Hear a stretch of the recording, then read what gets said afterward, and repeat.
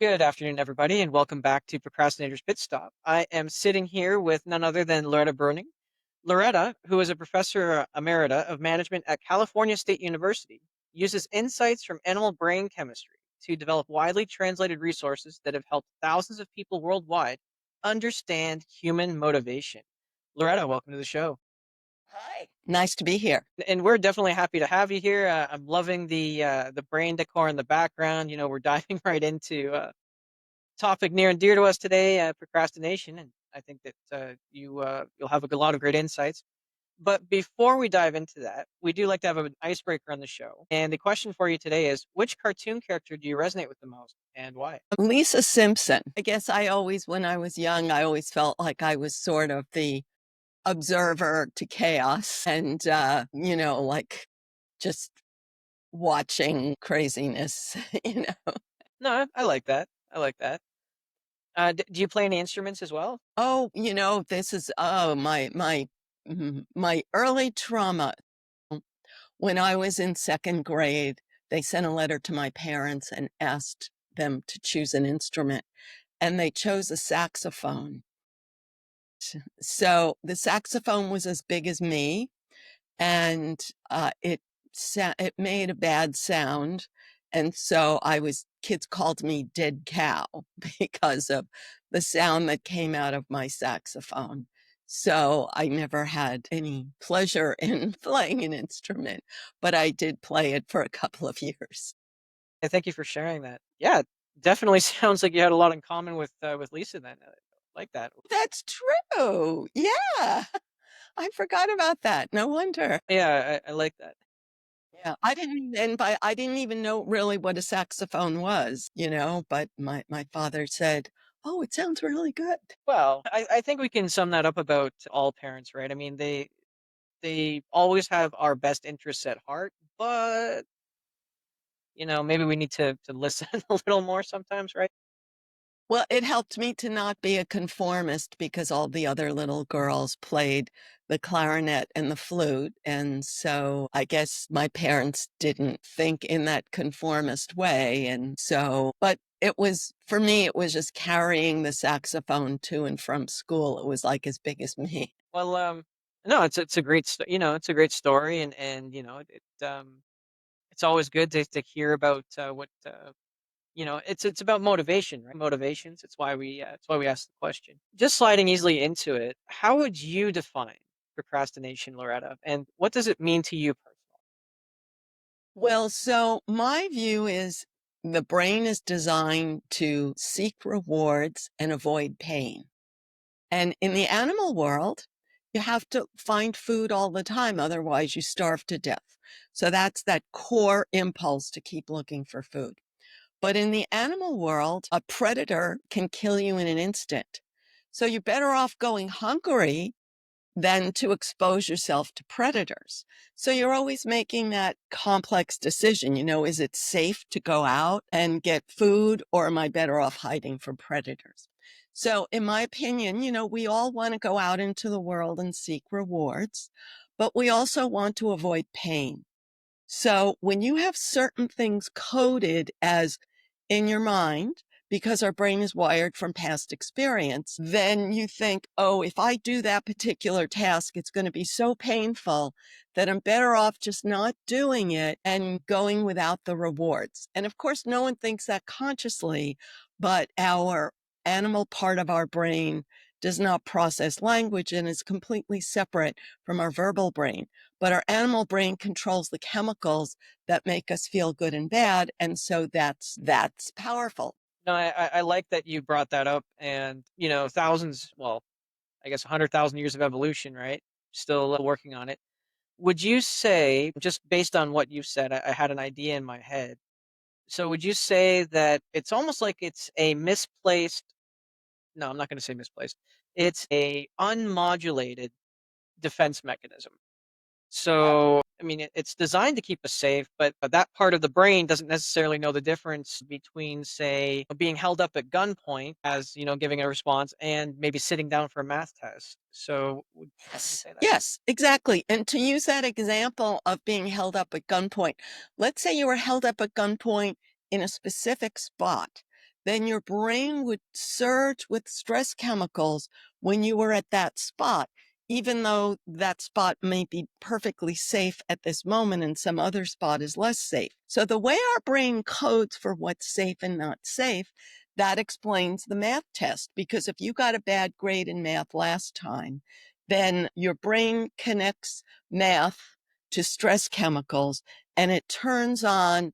And then when you think about studying for math, the stress chemicals turn on and it feels like a survival threat because it's a real physical pathway. Our brain builds pathways from experience and we're not consciously aware of them.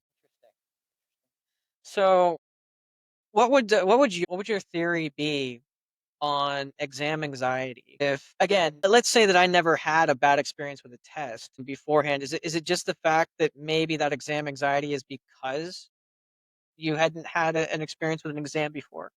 No, there could be a lot of other negative associations with tests. So a familiar example would be hypothetically a parent who, this is a cliche, but let's say you get an A- on the test and parent is hostile because you didn't get an A+.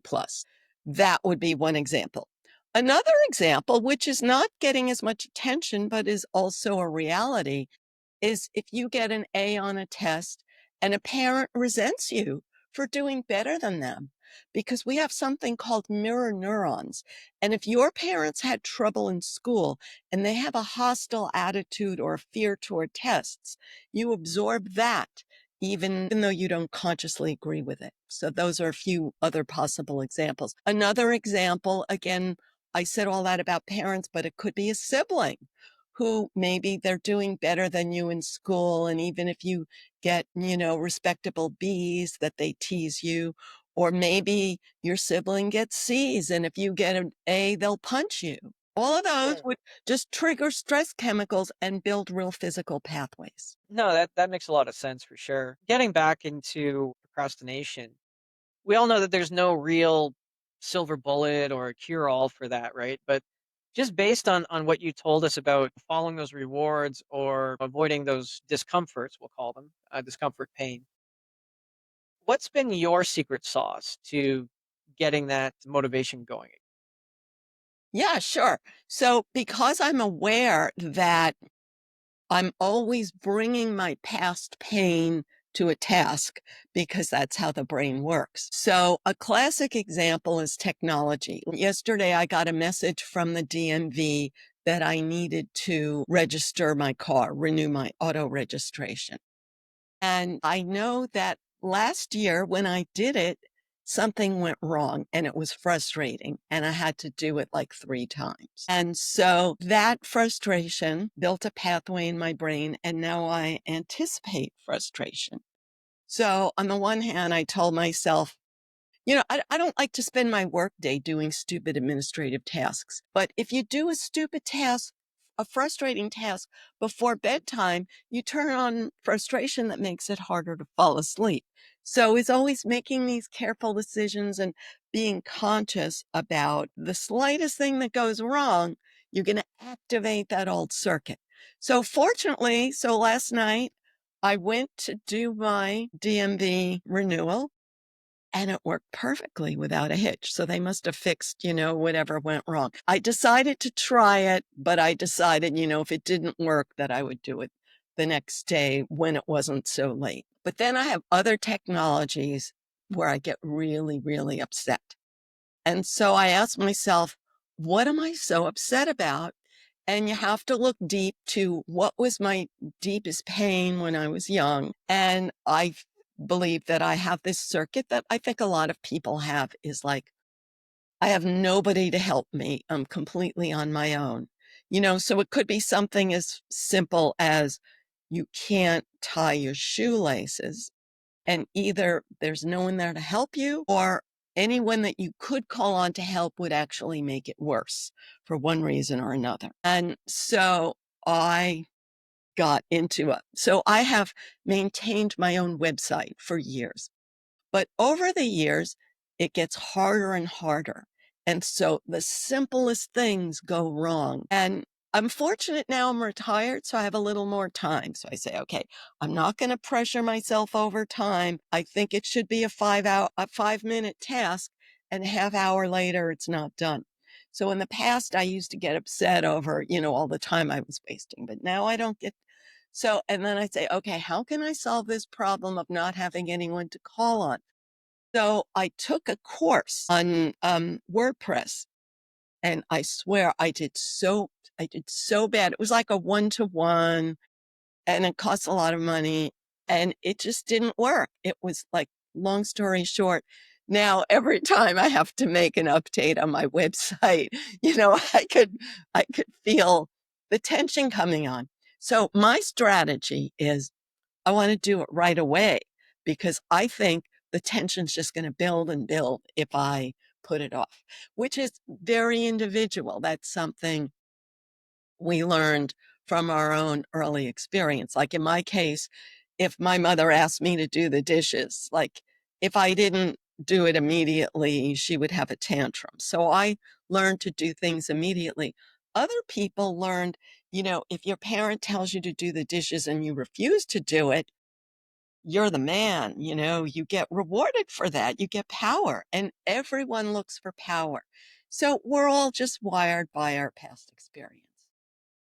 I like the way that you explain that, and it raises a couple of interesting questions for you as well as it pertains to, uh, I guess the what we call the animal brain, the thinking brain, the talking brain, or I guess the subconscious versus the conscious. When we are doing these things, we know that past experiences have this effect on us, and we know that it's not always conscious. I have an example from just this morning. I was talking to my wife about something, and we got on this thing how I always used to joke that whenever something goes wrong, I blame Kyle. And it's true. I stay away from people named Kyle. I don't, but I don't actively have, for my knowledge, I don't actively have a bias there.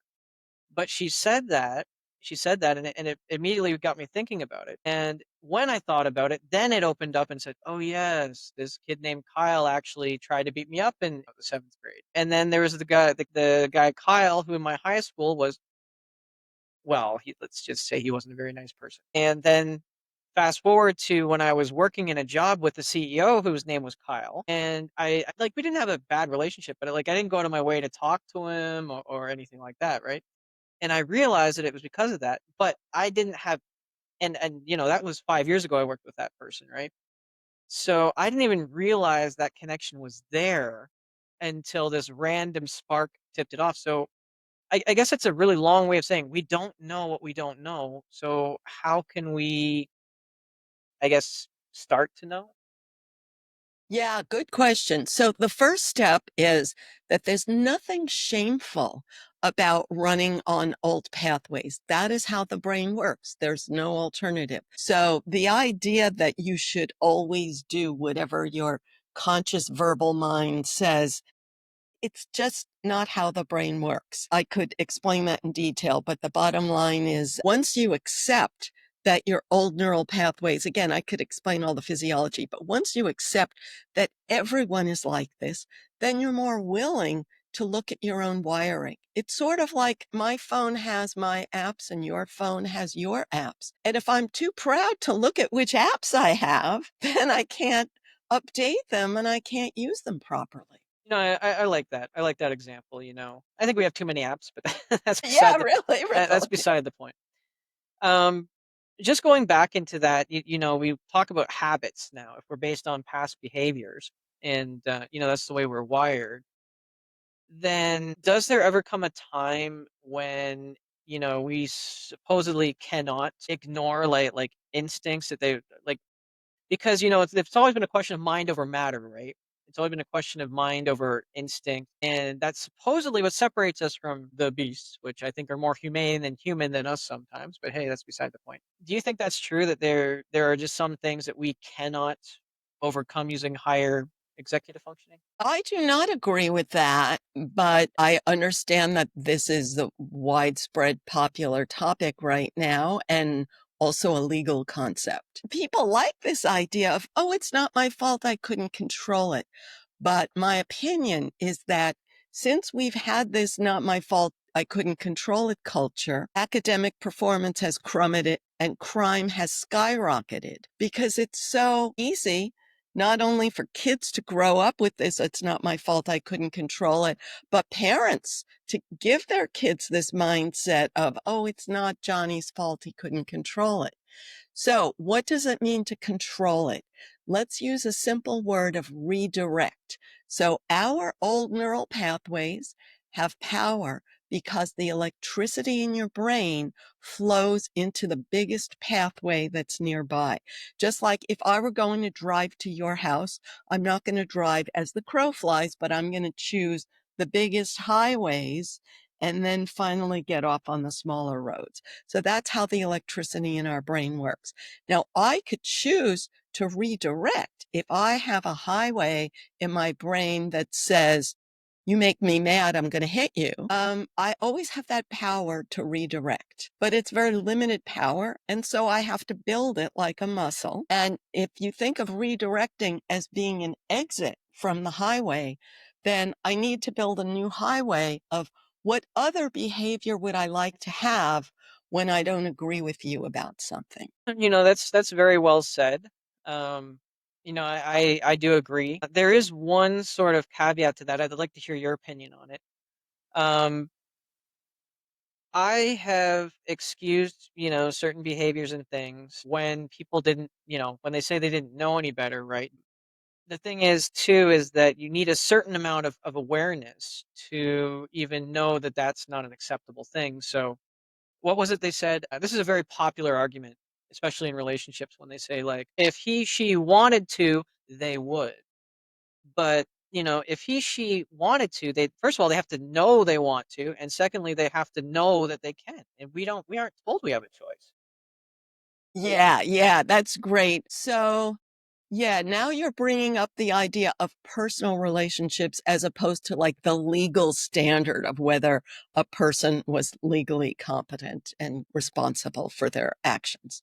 So, relationships, we always have a choice of how much we engage with a person. So, if a person flies into a rage at me and then said, oh, I'm sorry, I couldn't control it, then I have a decision about how much I want to interact with that person. And with marriage, you have a certain amount of investment. With coworkers, you have a certain amount of investment. With friends, you have a little more flexibility. But another interesting example, so I'm a grandparent now. I have a bunch of grandchildren. If my grandchild treats me abusively, I have to make a decision because, they're so cute and I want to say they didn't know any better. But then I see that like in 10 minutes, this kid repeats that behavior a few times because they saw that they got away with it. So that's like the more I see how our in the guise of kindness and compassion, we reward bad behavior, it really wires the other person to repeat the bad behavior. And all of my insight, I have to say, comes from animal trainers. This is what I learned. Like animal trainers talk about this all the time. And anyone who wants to know more about this, take an animal training class. You're basically training the animal brain in this person who mistreats you if you submit to that behavior. However, on the other hand, I have to say that my husband, like, he doesn't change. Certain things he does, he will not change. So I understand exactly what you're saying. And then I have to decide, well, how important is it for me to get into a thing about this behavior versus that behavior? And I have to tell you one thing, he changed on a dime. There's a certain behavior I decided, okay, this behavior I can't deal with. He changed.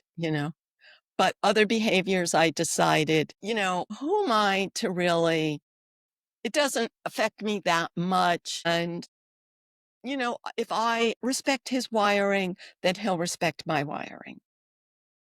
I like how you brought up the difference there between compassion and education, and I think, especially as it comes to child raising children, I think that today it's very difficult. I mean, I might be a little biased because I have my own 12-year-old, but it's just that today's environment is so different than it was before, and as parents, we get critiqued every. Well, sure you understand this as well as anyone as well. It's nothing new, but we get critiqued, every 20 seconds, literally on TikTok or Instagram, which I don't use, but oh, this is a horrible parenting tactic. Oh, you can't, no, you're supposed to let your children cry themselves asleep. Oh, no, you can't do that. That's scarring them for life. Oh, wait, no, you have to, curtail them, let them sit, tell them not to do that behavior, like you said. And then you said, no, you got to let them have free reign. So can you blame us for not knowing which end is up and for losing all our hair? Yeah, really. So it is very difficult when you hear, opposing. And then the worst thing of all is like if your kid starts repeating some of those messages. And I have to confess that I didn't have any knowledge about the brain when I was raising my kids. And I did things that I think would have created a bad dog, like when I said, no, this I always use the example that my neighbor's dog almost attacked me, and the neighbor responded by hugging the dog. And I always say that, if my kids did something wrong and I would hug them on the theory that they just need a hug. And then when you see somebody hugging a bad dog, you're like, and then animals trying to say, no, that doesn't work. You have to hug them when they're good and not when they're bad. But anyway, so it's hard for parents, and I agree with you, just don't listen to that stuff. But it helps to understand. So the child's brain is not wired at birth. It's wired from experience. We build most of our neural superhighways by age 8. And then we get another spurt of highway building material during puberty. And the core motivation of the brain is reproduction. If you've ever taken an evolutionary biology or evolutionary psychology course. But what does reproduction mean in the animal world? And this is what I studied with great shock because nobody ever told me like the reality of animals. So they're very competitive and they care a lot about which one they mate with. They put all their energy into trying to rise in the hierarchy of their group and getting a higher ranking mating partner. And when they do that, they make more surviving copies of their genes and they get more protection so that their child is more likely to survive and make more surviving copies of their genes. And so that's why our adolescents go crazy because we've inherited a brain that rewards this crazy behavior and we have to build controls on that. But at first, when you experience this, it has a life or death feeling because that's how our brain works. And one of the best ways I learned about this is from watching David Attenborough nature videos. But his older ones are more honest, and his newer ones are more of the like warm and fuzzy view. And you said something there that sounds like it should be common sense, but I have to tell you, like, I don't know what it was like when you went to school. I know when I went to school, I know that I wasn't explained anything like that. No. And I know that my daughter has not been explained anything like that. Maybe it might be helpful to have a class. I don't know. I'm not here to tear apart school curriculums, but Well, if somebody had sat us down. sorry. Oh, no, you give me some advice about this. So I've written a lot of books about this and I started writing a book for teenagers and no one ever told me this. And I studied psychology for years. This is taboo. The social dominance urge in animals is just not discussed. It was heavily researched in the late 20th century. But since the internet has appeared, it's like not politically correct because all of this behavior is blamed on our society and the animal origins of the behavior is ignored and taboo. So I started writing a book for teens and I have a lot of my readers have a teenager and they said, I would love this book. And I would share it with my kid and I sent it to like 25 people for comment and I got no reply. And then I sent it again and I got no reply. And now I am literally procrastinating about writing this book. So tell me what to do.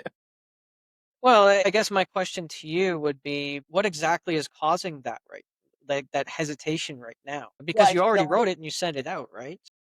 I only wrote the first 2 chapters. And so often I rewrite things a lot because each time I go back to it, I'm seeing it the way the reader sees it, like rather than it's already in my head, I'm seeing it for the first time because, you know, I can get too abstract sometimes. So, especially in the book for teenagers, I want it to be less abstract. But I'm afraid nobody's going to read it. But I can't put my finger on why didn't people respond, and have so many different theories that I just can't resolve which way to go.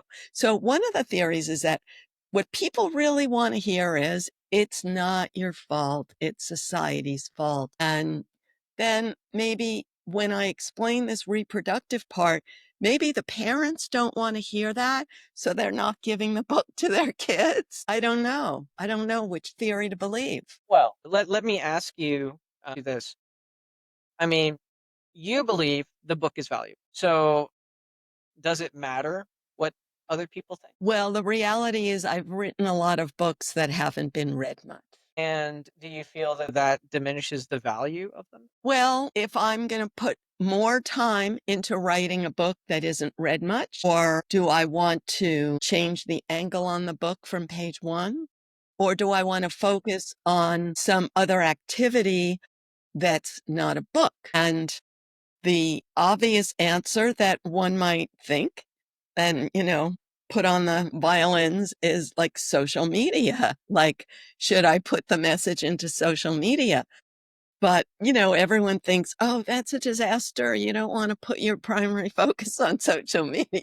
Well, it depends on what your overall goal is, right? There's Let's something just I say to say. reach as many teenagers as I can. So to reach as many teenagers as you can, I wouldn't say that you're doing anything the right way or doing anything the wrong way. What I would say is that again, regardless of who reads it, the people that need to get the message and the people that absolutely need to get the message are going to get the message. These sorts of changes are not overnight either. Like, man, like I'm gonna go over to the school. I'm telling you honestly what you just told me. I'm gonna go over to the school right now and I'm gonna try to petition to see if we can get something like that added. Just because it is, if you understand your behavior rather than just saying, because what I got told is good luck, high school's a jungle. I found myself giving that same useless advice to my daughter. Definitely the book is needed, but again, we're worried about these acts and we think that nobody sees it, that nobody's read the book, right? I know for the book we have stats on sales and we have stats on different things, but I'll give an example related to social media. There are many people I know, myself included. I'm not on Facebook, Instagram, or whatever, but I do LinkedIn posts. And you post and you post and you post, and it seems like it gets, not that much traction. It looks like nobody's reading it, nobody's responding. But then out of the blue, you'll get somebody that says, "Hey, oh, you're that guy from that, you wrote this." And a completely random person that you wouldn't have even have expected to read your stuff. So people are paying attention. It's just that, right now I don't know what it is, but it's like we're very opinionated, but I've noticed that when it comes to things that are not sensational, we don't tend to pipe up. So it's, I wouldn't take a lack of response to mean that nobody's watched or read it. It's kind of like those painters, right? Many famous painters, Van Gogh, Rembrandt, even Da Vinci, many of his works weren't really popular until, well, almost 100 years after he was gone. So it's not that the work you're doing isn't important and nobody's listening. Is that, these are new ideas and there's obviously, well, you know better than anybody, when something new is introduced into the animal kingdom, they sniff around it. They might, to decide if they want to eat it or, urinate on it or do what they're going to do with it, right? Thank you. That was fabulous. Very, very helpful. And I even if I go back and read it from page one, and you're always inferring like who is the audience, and I could think of your school administrator as the audience. Actually, yeah. The school administrator, a high school principal, who's also probably going bald and trying to figure out what he's gonna do with all those crazy kids every year, right? Yeah. I wrote a novel recently. I'm going to send you a copy if I may. It's a school administrator is a high school principal is a central character, is the best friend of the hero. But also, I want to say that second grade is a jungle. I started volunteering as a tutor in second grade because, from my understanding of the brain, neuroplasticity peaks around age 8. And if you don't learn to read by then, you're really going to be challenged for life. And there is a program in my local district. And there's a lot of kids in third grade who barely have like a first grade reading level. And you really got to help them catch up fast. And so I'm there once a week. And yeah, these kids are really resistant. They're really resistant. That is a society thing for sure, because I mean, you know, I admit I don't read as much as I should. I do read books, but nowhere near as much as what I used to. And what's interesting in the argument is that, oh, I can just get all my books online. I can read them with an e-reader. But guess what? I'm still not doing it. So it's not that that's part of the instant gratification now, right? We can ask AI what it means. We can ask for back in my day, we went to something called Pink Monkey and Cliff's Notes if we didn't want to read a book, right? Now they go to AI and they ask it. But this is the way that they've been raised, is that everything comes at the push of a button. And now, oh wait, you want me to work for this? No. I mean, how can we put the blame on them and say, oh well, we need to get them caught up in things? Well, yes, we do. It's like the system is specifically designed to just push you out. It's not designed for creating radical free thought. It's designed to get you to work in a factory. I mean, the education system has not changed since the Industrial Revolution. Ding, go to class, ding, go to lunch, ding, go to class, ding, go home. Whistle at the factory, go to work, whistle at the factory, go home for lunch, whistle at the factory, go back to work, etc. But What these the kids answer to are that is. also coming from homes with a lot of drama, and through their mirror neurons, they're absorbing that drama. I came home from a home with a lot of drama, and so I asked myself, how did it work out for me? And one part of it is because drama was not tolerated in the school that I went to. So for many hours a day, I had self-control modeled for me. But another thing I have to say is that I would get beaten if I talked back to my mother.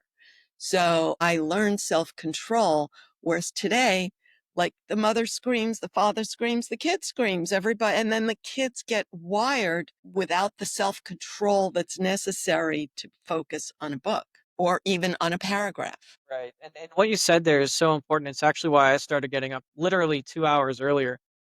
It's just so that I can sit there and sit with myself without any stimulation. Like, I mean, any stimulation, to allow myself to give space for that thing. Because as it was mentioned, I don't know how much you would agree with this, but if we wake up based right off an alarm and we go straight into work and social media and stuff, where we're immediately in like a defensive mode, right? So that's all we're seeing. It's like a react mode. So we don't even do this consciously. It's sort of like, I've noticed this in myself. Maybe I'm just weird, but if I roll straight out of bed and I just jump up and I say I'm late for something and then all this other stuff, the little things that they're way more annoying.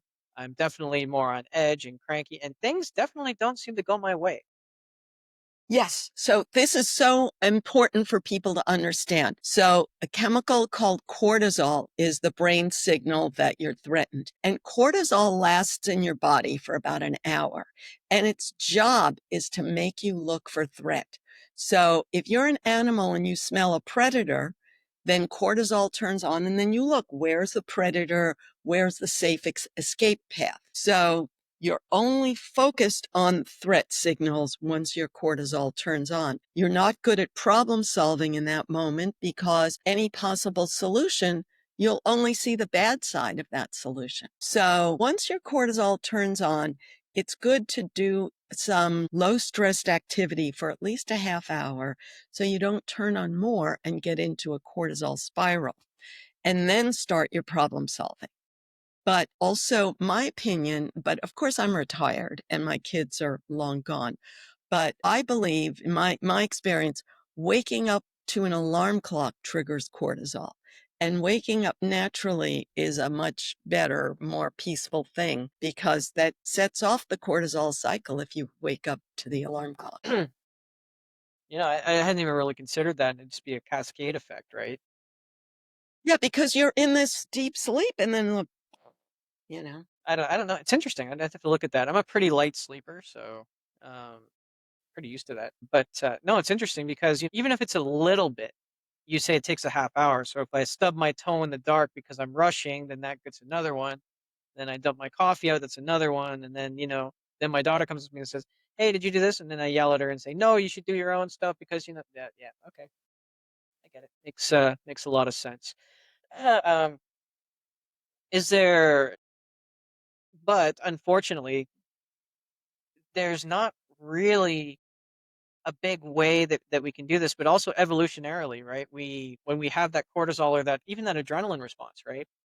In the past or when we were naked running free through the woods, we would, expend that energy running away or fighting off whatever was there. And now we don't really take time to do that. And well, I don't know any job or school that's going to give me 30 minutes if the teacher, says something that upsets. Yes, yes, that's true. But we can at least be a little careful, protective of ourselves, not to take on, like, I'm not going to go try to do WordPress when I'm already triggered. But I know there are people who go to the other extreme and then would say, oh, well, I'm going to play this video game because I'm triggered. And then 10 hours later, they'll still be playing the video game and not seeing how it's triggering them more. But what a person, an adult who's managing their workday, if you have a task that's sort of fun, then put that aside and leave that till 4 o'clock when your energy is declining. And then you'll have the less challenging sort of fun tasks to do when you're more easily triggered. No, I like that, and you hit on something interesting for me because one, I'm a gamer too. It's kind of what I do with procrastination too. We get into escapism, and I wanted to hear your take on this. So we get into escapism, but it's not so much because then we're not feeling good. It's because we're feeling good, and then we want to keep feeling good, right? And that's why we get stuck in those because a little bit of cortisol, we get enough dopamine to get it over, but then it's like, hey, wait, no, I don't want to go back. Yeah, so it's interesting. So what you're explaining is sort of how the default state is negativity. And this is totally true. And yet, people have been indoctrinated by the Rousseauian theory that that the default state is positive and you have a disorder if you're not like that. So the bottom state is that this default state of negativity is scary and we run from it because, like, if you grew up naked in the woods, you would always be alert for predators. But because we're safe, what are we always alert for? We still have that alarm system that we've inherited. But what is our alarm system trained on?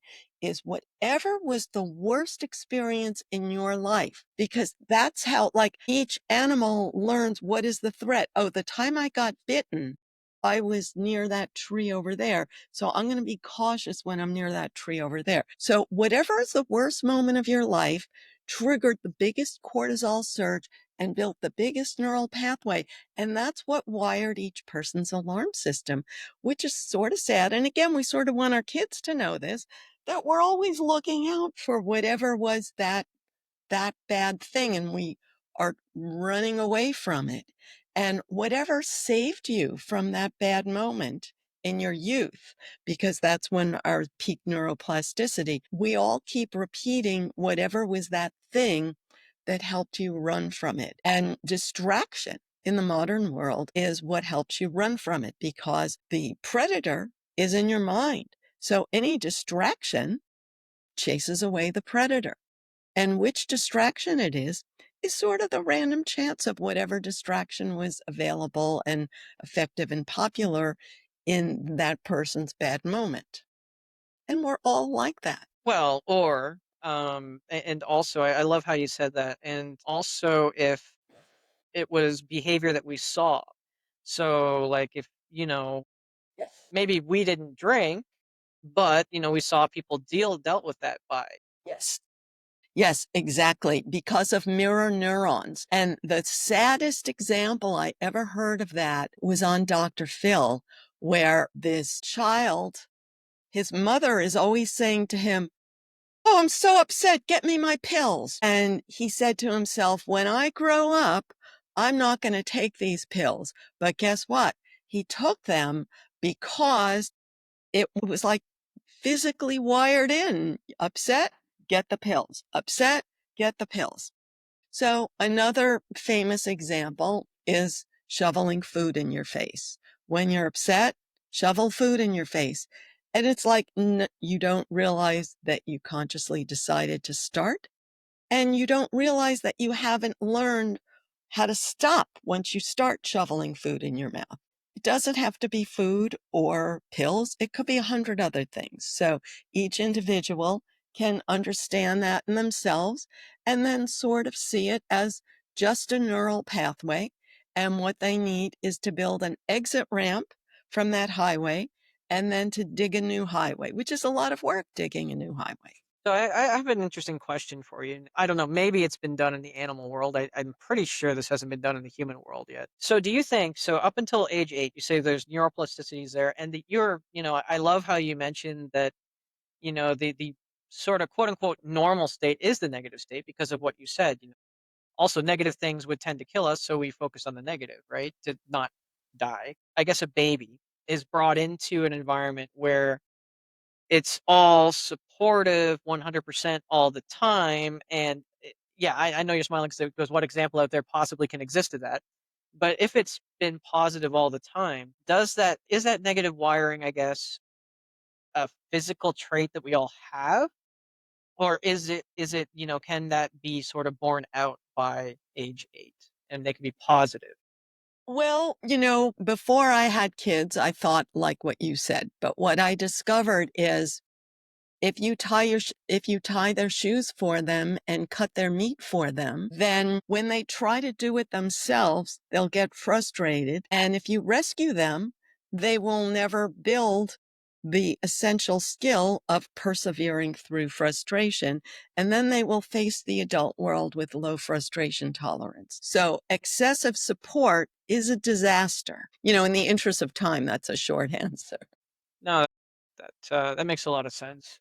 And actually, as I said, I just realized how kind of maybe misplaced it was because no matter what, and this is something that I learned a while ago, and well, had pointed out to me a while ago. I don't remember where, but it would be impossible to do that anyway because babies cry so much because literally everything they experience as soon as they come out is the worst thing they've ever experienced in their life. Yes, exactly. And the way I explain it is you're born with the ability to feel needs, but not with the ability to do anything about it. So you have hunger, but you don't know what to do to relieve that hunger. Like even my 2-year-old granddaughter, I realized, like, when you say they're hungry, so they act crazy, because hunger triggers cortisol. Cortisol says, do something, get me some food. But it's actually a learned thing to say, oh, if I eat something, that will relieve the bad feeling of hunger. If I take a nap, that will relieve the crankiness of being tired. They actually don't have the connection. And then they don't want to have it because then they get power from refusing to eat and refusing to sleep. It's not easy being a big brained mammal. That's what I. Wow, I never really considered it that way. I mean, do you really think 2-year-olds are that diabolical already though that they understand that they can manipulate that way? That's a scary It's thought. not a conscious thing. It's that resisting feels good. Imagine you're 2 years old and you're completely dependent. Like if your mommy leaves the room, you feel like you're going to die because nothing between you and death is mommy. So I need to control mommy to not die. Is this a simple way of looking at it? Wow. That is a very very interesting and revelation there, and it's something I'll have to reflect on, I think. Yeah. I have to tell you that my daughter, who's the mother of this 2-year-old and 4-year-old, she doesn't like that theory. So I would totally understand if you don't like that theory. Well, it doesn't matter if I like it or not. It goes into another possible angle. I mean, we won't go into, right, wrong, or whatever, but just the possibility, leads to being able to try different things, leads to being able to observing, maybe knowing your child better. Which, being honest, I didn't do the best job. So I'm always open to figuring out how to fix that. Loretta, this has been such an amazing conversation. I could probably go on for this like another 4 hours, but you know, we are coming up pretty close to the time. Is there anything that you wish I would have asked but didn't ask, or anything that you feel we should have covered but didn't cover? So I always want to get in a word about social comparison. So in a world where our physical needs are met and we're basically safe, most of our misery comes from social comparison. And people do not know how they create this inside them. So they blame it on the world and they think other people are judging them. So it's very important to know how we do the social comparison dance for ourselves. And this is what got me on this path, because when I read how chimpanzees compete for social position, like, wow, that's amazing. How come nobody told me that? So then I looked from chimpanzees to this other species and this other species. All mammals compete constantly for social dominance in very specific ways. David Attenborough's nature videos all show it. But I have I have a reading list on my website that gives all of these books plus my books on this. innermammalinstitute.org/reading list also gives the David Attenborough videos. And I have a free 5-day happy chemical jumpstart. If people go to my website, and on the bottom of every page, you could give your email to opt in for one email a day for 5 days, one on each chemical: dopamine, serotonin, oxytocin, endorphin, and cortisol. And you'll also be on my mailing list. Excellent. That's so great, Loretta. Thank you for taking the time to put that together. All our listeners, don't worry. We are going to have that in the show notes so that you'll have easy access to it. So you don't have to worry about pen, paper, all that. Loretta, thank you so much again just for being on the show. It's been wonderful. To all our listeners, thank you once again for tuning in. And just remember, if you can't find that motivation or inspiration for yourself today, maybe just go out and try to be that motivation and inspiration for someone else. And we'll see you again next time.